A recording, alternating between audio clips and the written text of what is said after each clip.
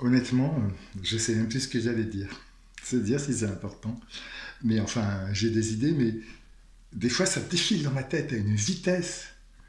Genre en une minute, je crois que je pourrais parler un quart d'heure. Mais après, c'est un peu comme de prendre un fil et puis de tirer sur la pelote. Je sais plus par quel bout le prendre. Alors si je prends au milieu, ça va pas se démêler comme il faut. Bon, enfin tout ça pour dire que j'ai envisagé de me mettre dehors, bien qu'il ait plu, parce que bon, en me mettant sur un tapis, je me serais pas mouillé les fesses. À chaque fois, c'est terrible hein, les associations d'idées, à chaque fois que je pense à se mouiller les fesses, je pense à Gérard Depardieu et Fanny Ardant dans La femme d'à côté, quand il lui dit qu'il veut plus faire l'amour dans le jardin parce qu'à chaque fois il a les fesses dans l'herbe mouillée et qu'il attrape un rhume. C'est con, hein. Donc tout ça pour dire, j'ai envisagé de me mettre dehors, mais il fait trop froid. Il a plu, il a fait très très chaud là pendant 3 jours, il fait encore très chaud dedans. Je veux pas enlever mes lunettes, enlever mes lunettes. Voilà. Il fait encore 30 degrés là, il fait encore bien chaud, mais dehors après la pluie, ça s'est bien rafraîchi. Bon, alors j'en étais où? Bon, j'avais quand même bien les boules hein, tout à l'heure, on l'a bien compris, vu que cette bande d'enculés croit intelligente de continuer à se liguer contre moi et de m'agiter leur petit 14 sous le nez, comme si je pouvais avoir envie de faire partie de cette bande d'enculés. Et bon, du coup, à une époque, j'ai fait beaucoup de sessions pour pas mal de gens. J'ai très mal pris que ces enculés aillent raconter que je faisais des sessions parce que j'aime ça. Donc je le faisais pour moi. Hein, parce que bien sûr, une bande d'enculés qui font jamais rien sans que ça leur apporte quoi que ce soit. Puis alors attention, hein, faut que ça rapporte des millions à rien foutre. Hein, quand je parle de rapporter quelque chose. Hein. Alors évidemment, si je fais des sessions, c'est pour moi. Parce que j'aime ça. Alors je vais leur montrer à cette bande d'enculés si je ne peux pas vivre sans faire des sessions. Surtout à une bande d'enculés pareille. Alors évidemment, il y en a bien deux ou trois à qui ça m'aurait fait plaisir d'en faire. Et je commence à en avoir un peu marre de toutes ces connasses qui me font risette sur Instagram, hein, dans l'espoir de mieux me passer une laisse autour du cou, pendant que les Alix, les Léa, les Yana et d'autres, elles ont même pas le droit d'y être sur Instagram. Hein, ça en dit long sur toutes celles qui font risette au singe. Hein, ça en dit long. Malgré tout, le singe était assez bon pour faire des sessions à toutes ces salopes. Et on va encore prétendre qu'il faisait ça parce que ça lui rapportait quelque chose, parce que ça lui faisait plaisir. Bande d'enculés. Alors on me traite de narcissique, que je suis cruel, homophobe, transphobique. Quoi d'autre encore? Pédophile? Voilà. Alors à la limite, pourquoi pas? Mais en plus, je fais des sessions parce que ça me rapporte quelque chose. Et attention, c'est moi qui ai besoin de cette bande d'enculés. Ils n'ont pas encore compris que c'était eux qui avaient besoin de moi pour acheter la cochonnerie qui leur sert d'âne. Ils préfèrent aller au paradis et continuer de se prendre pour des êtres supérieurs, comme les enculés qui sont, et dire que c'est moi qui ai besoin d'eux. C'est ahurissant d'être con à ce point-là. Une bande d'enculés de petites merdes qui sont cons comme leurs putains de pieds et qui continuent encore de se croire comme supérieurement intelligents. C'est ahurissant. Une bande de petites merdes pareilles. Résultat, j'ai arrêté de faire des sessions à ces gens parce que même ceux qui sont, dont je veux bien croire qu'ils sont moins mauvais que les autres, hein, ils sont toujours sur les réseaux à faire risette. Ils sont pas encore venus à ma putain de porte pour acheter la saloperie qui leur sert d'âme. Hein. Il faudrait que ça soit moi qui me tape le boulot à leur place. Ça commence à bien faire. Oui, parce que j'en ai besoin. Alors effectivement, il est dans la nature des chiens de courir après les chats. Une fois, je promenais... je l'avais renommée Abbesse.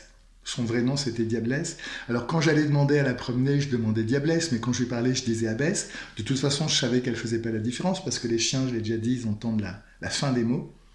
Donc Diablesse, Abbesse, elle entend pareil. Hein. Et Abbesse, c'était quand même plus joli. Puis surtout, ça lui allait bien parce qu'elle était vachement placide. Les montagnes des Pyrénées, c'est des chiens qui passent des journées entières tout seuls. Parce que le setter, il a besoin de compagnie. Dès qu'il est tout seul, il se sent pas bien.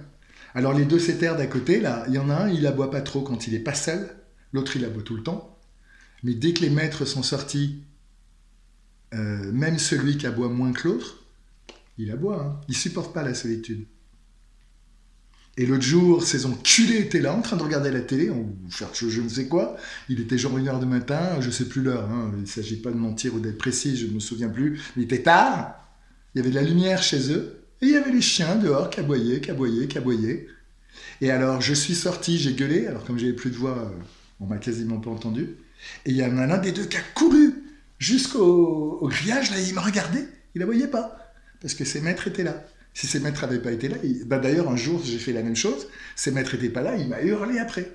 Là, ses maîtres étaient là, il n'a pas dit un mot. Il ne supporte pas la solitude, les cétères. Alors il y en a un qui aboie plus que l'autre, beaucoup plus, et il y en a un, il aboie que quand il est seul. Et donc tout ça pour dire, les patous, les montagnes des Pyrénées, ils supportent super bien la solitude. Ils restent des jours entiers, tout seuls, dans les champs, à surveiller les troupeaux, à protéger les troupeaux. Ils sont tout seuls. Alors leur maître doit passer une fois par jour leur filer à bouffer. Le résultat, ils sont tout seuls. Et c'est calme, ces chiens, c'est calme, c'est placide. Et j'allais promener à Besse, c'était un des rares chiens qui ne tirait pas sur sa laisse. Hein. Ils tiraient tous. Bon, faut dire, les chiens, je les comprends, ils étaient dans des cages toute la journée. Alors on appelait ça des box, hein, parce que cage, ça la fout mal. Donc on disait box. Enfin, les box, il ne faut pas se leurrer, c'était des cages. Hein. Et tu penses bien que les chiens, quand ils sortaient de leur cage, ils avaient envie d'exercice. En plus, la plupart des gens les promenaient, ils leur faisaient faire le tour du refuge et ils rentraient. Un quart d'heure de sortie. Ils avaient de la chance, ils sortaient tous les jours. Hein. Des fois, ils sortaient que 2 ou 3 fois par semaine. Donc t'imagines des chiens dans des cages en permanence, ils ont 2 ou 3 promenades d'un quart d'heure par semaine. Quand ils sortent, ils ont envie de bouger. Et on n'a pas le droit de les lâcher. Bon, ben, ça c'est normal. Les chiens, ils sont pas fous, ils ne reviendraient pas. Ben si, il y en a une, elle est revenue. Il y en a une, je ne sais plus comment ça s'est passé, je l'avais lâchée, sans faire exprès, bien évidemment. Elle m'avait échappé. Elle s'était barrée avec la laisse, une fois. La pauvre. Mais bon, en même temps, j'avais été content. Une fois, je crois que c'était la même. Parce que j'ai quand même passé presque 4 ans, ou plus de 4 ans, je ne sais plus, entre les 2 SPA. À Vennes, j'ai passé environ 3 ans. Et elle s'était échappée. Elle courait comme une folle. Tu vas me dire, encore une fois, je dis, ces pauvres chiens enfermés comme ils sont, 2 ou 3 promenades d'un quart d'heure par semaine. Encore, moi, je les promenais volontiers pendant 1 heure et demie. Et il y en avait un, setter, je ne me rappelle plus son nom. On allait le chercher à 10h avec Sabrina, malgré que la SPA était fermée, il me laissait faire parce qu'il me connaissait bien. On prenait une setter, on l'amenait en montagne toute la journée. Hein. On marchait pas beaucoup parce que j'étais trop fatigué pour marcher beaucoup, mais on marchait 1 heure, on s'arrêtait, on pique-niquait, on repartait marcher 1 heure. Le chien était quand même dehors toute la journée. Et celui-là, je lui faisais confiance, je savais j'avais pas de souci avec lui, je le lâchais, je le laissais courir. C'était quand même autre chose. Et donc cette pauvre toutoune, je sais pas ce qui s'est passé, elle m'a échappé. Elle est partie en courant. Et la anse, enfin je sais pas comment on appelle ça, la boucle de la laisse, là par où on tient la laisse, à moins que c'était une laisse à rallonge, je sais plus comment ça s'est passé, ça s'est coincé dans des arbustes. Et la pauvre, elle était arrêtée nette, et elle était coincée dans les buissons, dans les arbustes, je l'ai récupérée. Et un autre jour, pareil, elle m'a échappé, cette conne. Parce que bon, elle était à l'affût du moindre truc, et puis c'est vrai que je sais pas comment ça se fait. 2 fois, ça m'est arrivé de la lâcher. Une fois, je l'ai récupérée. Et une fois, putain, j'ai fait des poules, je la retrouvais plus.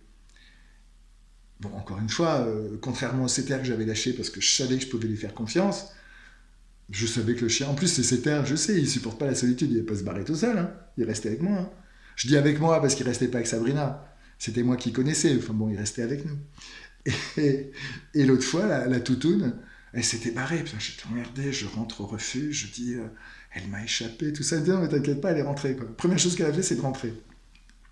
Elle est partie devant, donc dans le sens opposé au refuge, je sais pas par où elle est passée, le temps que je la cherche, elle était rentrée au refuge. J'ai eu de la chance quand même, hein, parce que là j'étais embêté. Ils m'ont pas du tout... Ouais, c'est des choses qui arrivent, quoi.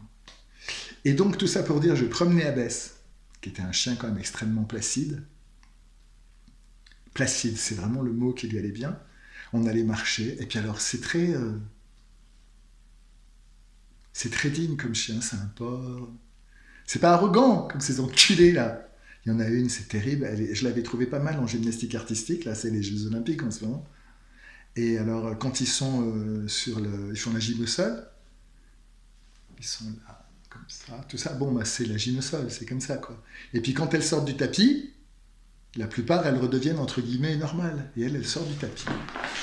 Et elle est comme ça. C'est un truc, c'est ahurissant, quoi. On croirait qu'elle est toujours sur le tapis tellement elle s'y croit, quoi. C'est ahurissant, des gens pareils, quoi. Alors que Abbesse, elle avait un port très digne.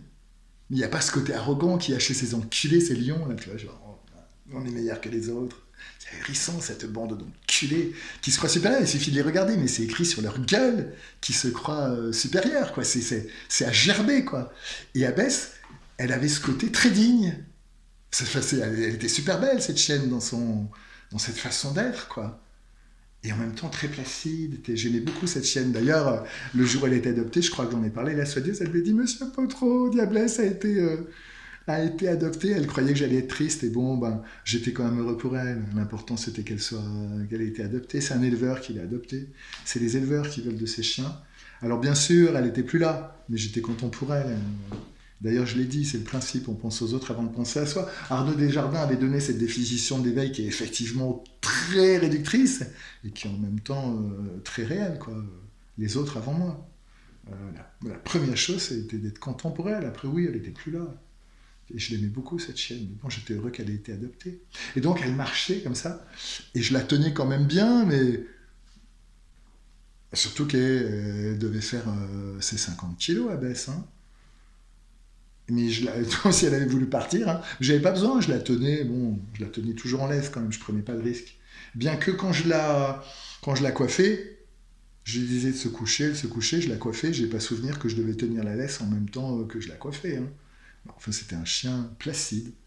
Et un jour, on se promenait comme ça, pas loin du refuge d'ailleurs. Et tout d'un coup, il y a un chat qui passe, j'ai pas eu le temps de réagir, elle a sauté sur le chat. Le chat a sauté dans le fossé, elle a sauté dans le fossé, et j'ai juste eu le temps de lâcher la laisse. Elle m'aurait foutu dans le fossé avec elle. 50 kilos, la chienne, quand elle saute, tu pars avec, hein. Mais bon, le chat s'est barré, elle a aussitôt remonté, je l'ai récupéré. C'est vrai que c'était pas le genre à partir à courir après le chat sur 10 km, hein. Mais tout ça pour dire, voilà, c'est dans la nature des chiens, même Abès qui était si placide, elle voit un chat là, mais en plus, elle n'a pas grogné, rien du tout, il n'y a eu aucun signe avant-coureur. C'est tout d'un coup, elle a bondi dans le fossé, quoi. Elle a fait une foule dans le fossé avec elle, hein. Et voilà, c'est la nature des chiens de courir après les chats, c'est la nature des oiseaux de chanter, et c'est dans la nature des gens bien de faire le bien. Voilà, c'est comme ça. Et ces enculés qui font rien sans que ça leur apporte quoi que ce soit, qui sont encore assez pourris pour prétendre que je le fais pour moi. Ça m'a tellement fait chier que j'ai arrêté de faire des sessions à toute cette bande d'enculés. Et puis l'autre jour, l'histoire de Nityananda, ça m'a quand même bien foutu les boules. Et là, je me suis dit, bon, ben voilà au moins quelqu'un qui mérite, entre guillemets, j'aime pas bien la notion de mérite, mais euh, c'est. Je sais pas comment dire. Je trouve pas d'autres mots. J'aime pas bien la notion de mérite, mais en même temps, voilà. C'était pas un enculé, lui, au moins, hein. Alors je me suis dit, je vais faire une session. Je me sentais un peu petit, parce qu'il est quand même plus avancé que moi, mais je me suis dit, ça lui fera toujours du bien. Moi, ça m'est arrivé une fois ou deux que des gens prient pour moi me fassent du Reiki, c'est pas désagréable du tout, hein, faut pas dire le contraire. Donc de toute façon, je me suis dit, ça lui fera toujours du bien, même s'il est plus avancé que moi. Et je lui ai fait une session, et puis je m'étais un peu posé la question, parce que je me disais, bon, à la limite, tous ces enculés, hein, s'ils peuvent aller se faire éveiller par Nityananda, grand bien la face, hein. Et en fait, ils m'ont révélé là-haut, pendant la session, qu'il avait tué quelqu'un. Alors je ne lui jette pas la pierre non plus. Il a fait comme les autres. Il a fait le calcul de se dire, ben, il vaut mieux tuer une personne et en éveiller 1000 que de ne pas enseigner. Alors je me suis quand même demandé, parce que moi jamais je tuerais quelqu'un, ben, même pour... voilà, jamais, quoi, jamais, pas question. Et Vincent non plus, Jean-Paul non plus, Denis non plus, Florian non plus. Je me suis dit, mais pourquoi Nityananda a tué quelqu'un? Même si sur le papier je comprends le calcul, je l'aurais jamais fait moi ce calcul-là. Et les gens que j'ai connus à Vlodrop, qui ont accédé à l'éveil depuis, ils l'ont pas fait non plus ce calcul-là. Je me suis dit, quelle est la différence entre nous et Nityananda, qui est quand même un maître, qui est quand même bien avancé, la question n'est pas là. Et ils m'ont dit, mais c'est parce qu'il est de cette famille, ils trouvent ça normal, quoi. C'est ahurissant. C'est ahurissant, une bande d'enculés pareil. C'est normal. C'est normal. Ils tuent les gens. C'est des petites merdes pour eux. Ils tuent les gens comme d'autres tuent une araignée. C'est ahurissant, une bande d'enculés pareil. C'est ahurissant. Putain. Je me demande ce que je fous sur cette putain de planète. Et le pire, c'est que quand je propose à ces enculés de sauver la cochonnerie qui est leur Serdane, ils trouvent encore moyen de prétendre que c'est moi qui ai besoin d'eux, quoi. C'est ahurissant. Des enculés pareils.